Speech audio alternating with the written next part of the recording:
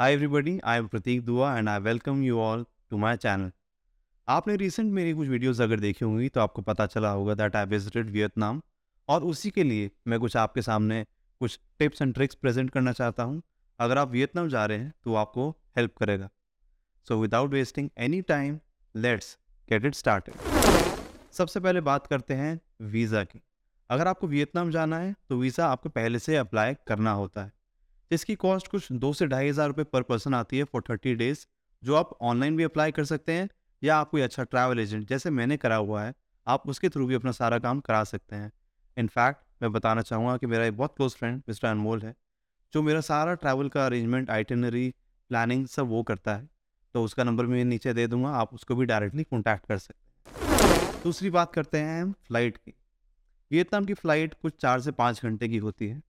और आप जितना पहले आप अप्लाई करते हैं फ़्लाइट के लिए, आपके लिए बेटर होता है। एक तो आपको फ़्लाइट ज़्यादा चीपर ऑप्शंस भी आपके सामने आते हैं और आपके पास ऑप्शंस भी बढ़ जाते हैं with respect to the time of your arrival and departure.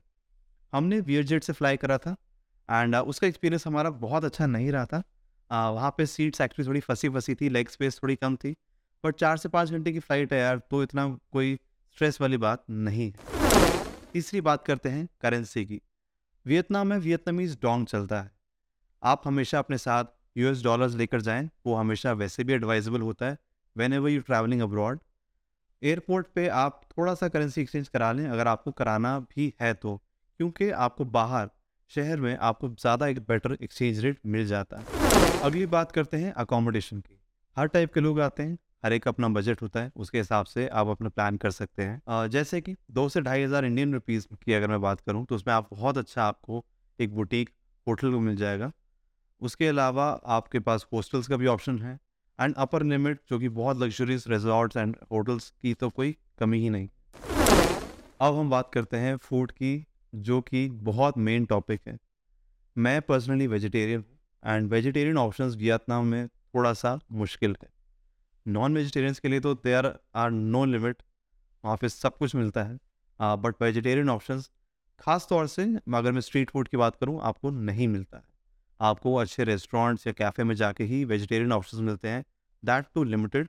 But डरने की कोई बात नहीं है। वियतनाम में काफ़ी सारे इंडियन रेस्टोरेंट्स हैं जहाँ पे आपको कई सारे वेजिटेरियन ऑप्शंस मिल जाते हैं। वियतनाम में rice and noodle staple diet है। बाकी चीज़ों के साथ आपको राइस एंड नूडल्स के ही ऑप्शंस मिलते हैं। तो अगर आपका रोटी खाने का मन करे तो obviously there are few Indian restaurant जहाँ पे आप ट्राई कर सकते हैं।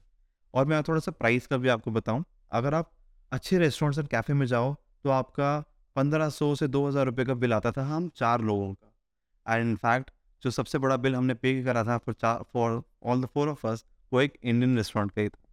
तो इंडियन रेस्टोरेंट वहाँ पे शायद थोड़े से रिलेटिवली एक्सपेंसिव है एंड लोकल जो वियतनामीज़ रेस्टोरेंट है वो रिलेटिवली काफ़ी चीप है। Vietnam being a communist country, वहाँ पे आपको ज़्यादातर क्यूएसआर ऑप्शंस नहीं मिलेंगे, जैसे मैकडॉनल्ड, डोमिनोज, ये सब वहाँ पे नहीं मिलता।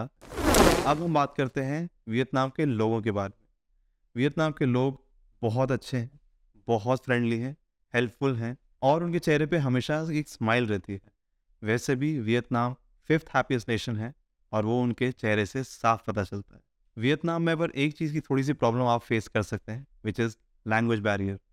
काफ़ी सारे लोगों को वहाँ पे इंग्लिश समझ में नहीं आती है, जो कि थोड़ी प्रॉब्लम हो जाती है, बट मैनेजेबल सब हो जाता है।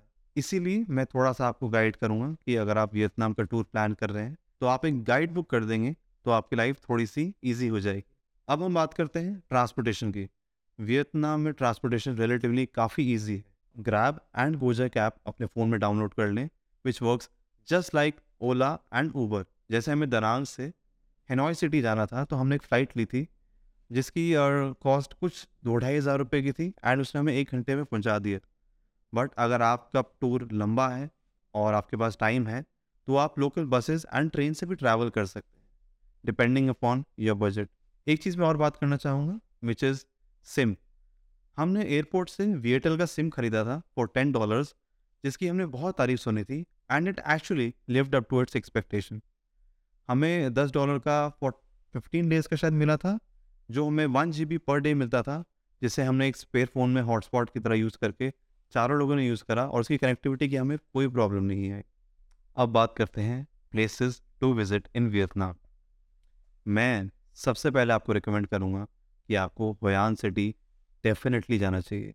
वहाँ की वाइब, वहाँ का कल्चर, वहाँ का आर्किटेक्चर, वहाँ का जो ओल्ड स्टाइल ऑफ बिल्डिंग है एंड आपको रात को तो डेफ़िनेटली विज़िट करना चाहिए क्योंकि पूरा शहर लैंटर्न से सजा होता है।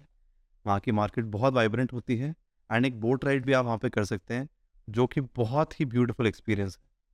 इसके अलावा मैं आपको रिकमेंड करूँगा कि आपको निनबिन ज़रूर जाना चाहिए। वहाँ पे एक ट्रांगान करके जगह है, जहाँ पे एक बहुत ब्यूटीफुल बोट राइड के लिए आप जाते हैं, जो कि आपको केव्स के अंदर से निकालती है। एंड ऐसा नहीं कि 1-2 केव्स, करीबन 5 से 6 केव्स के आप क्रॉस करते हैं एंड उससे पहले जो आपको लैंडस्केप दिखता है, that is out of the world experience.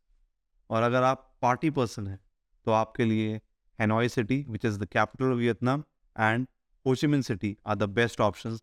यहाँ पे आपको नाइट लाइफ बहुत अमेजिंग मिलने वाली है और आपको अगर पार्टीज़ का बहुत शौक है, तो I think this is the good place for you to visit.